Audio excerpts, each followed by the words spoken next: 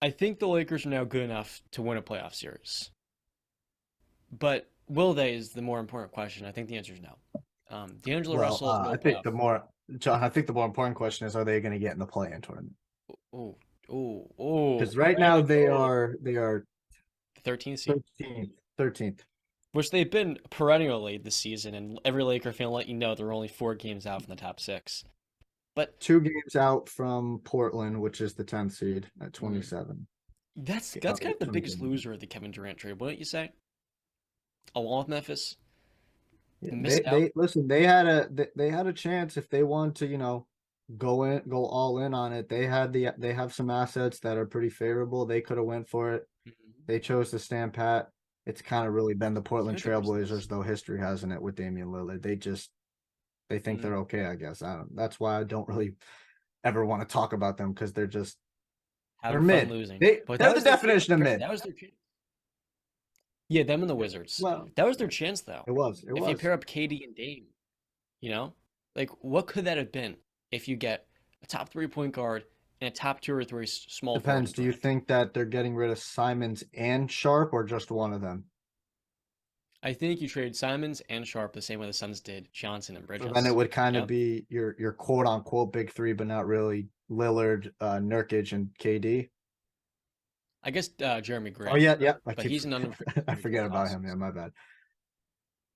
You're a better team, obviously, right? Because you get KD, but I don't think it definitely isn't like the Suns move where the Suns are now.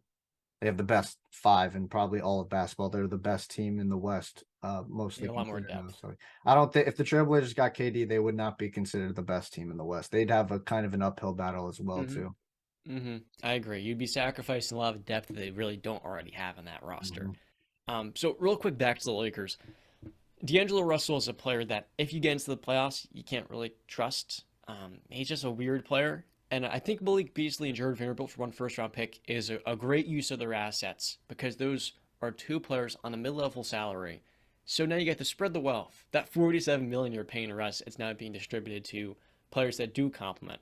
And I Yes. think their GM and Rob Pelinka is learning here. Because if you traded the entire kitchen sink for Kyrie and Kyrie walked, it would have been the Lakers again, falling for the stars, star hunting, and neglecting the overall fit, the depth, the continuity, all those things that make winning teams. Now you're really going into the foundation, and you're taking a deep look in the mirror here. If you're the Lakers, noticing, okay, we need to get shooting, we need to get two-way versatility, which you got in Vandale, but we also need to find players that can take on a lower usage.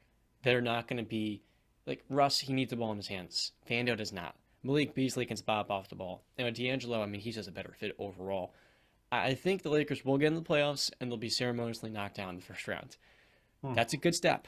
It really is a better step. And I guess the question for you: do you think the Lakers are ever going to win a playoff series again with this core? Do you think that's possible if they don't sign Kyrie this offseason? I think they have a good shot of winning a playoff series this year. It all depends obviously who they match up with. Styles make fights, as they say. So like if they match up with the Grizzlies, man, in the first round, I think they're live dogs in that matchup because, like I said, they have the two best players on the court in theory. Mm-hmm. All right, Yep. and they if AD and LeBron just play at the level we expect them to play at, Mm-hmm. D'Lo just gives them what we expect. If all the guys just meet expectations, don't exceed, don't have to, just meet them. You should be able to beat the Grizzlies, probably in six, if we're being honest. So yes, I think they can win a series, but again, is AD going to be healthy? Is LeBron going to be healthy? He's dealing with that foot injury. We don't know. Now, if they play the Kings in the first round, Brandon, who are the That's a great favorites, matchup too for them. oh my goodness. The Lakers have to get into the top six to make that happen. If they play Sacramento, that series, honestly, I love what Sacramento has built this year. They have an elite offense, but defensively, they're a regular season team. The Yeah. Lakers, to answer my question, the Lakers can, and I think they will. But Here's the thing, John, though, because we got to look at it now, right? The Suns are going to shoot up. They're going to shoot up. current fifth seed at Yep. 30 and 26, Dallas might, depending on the fit. The same Clippers record. might if they make a big move for Van Vliet. Mm-hmm. Pelicans could if Zion comes back.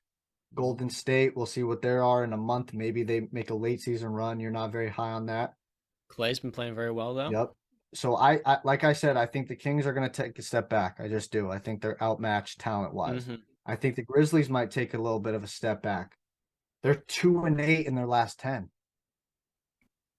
So I listen, man. The Lakers are going to have to position themselves very well if they want to get a favorable matchup in the first round, because you don't want to go up against the Suns or the Nuggets or even the Clippers who have owned them. You don't want that. No, and this is kind of, this move was a a great step. But I think D'Angelo Yes. Russell, his best utility is that just like Russ, he's an expiring contract this offseason. And so you can get his bird Mm. rights if you want to extend him, if there's nothing else better. But you're looking into the future here saying, okay, we get the salary cap space, but two really good role players on contracts long term, they can become core pillars here. And then if we get Kyrie, we have depth that wasn't going to be once there had they made the move for Kyrie this season. And that was the thing. The Lakers traded for Anthony Davis a year before they could have just signed him for nothing in free agency. They would have given him a max contract, and they gave up the fourth pick, three really good young players, and extra draft picks. Now half of those picks are in the lottery that they've given up to the Pelicans.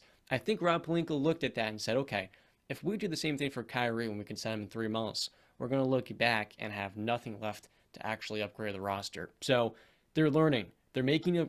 The Lakers are learning. Hey, John, try to tell the Lakers fans that. The Laker fans understand. I saw your buddy Yep. Andrew, who is very, very upset on Twitter about not getting Kyrie Irving. Oh yeah. Yeah, we were actually on pick a side. He was like, Rob Pelinka, get his ass out of here. And Yeah. then the Rob Pelinka move happens. Like, okay, let's see how this looks first. Yeah. And I think it'll be a competitive playoff team.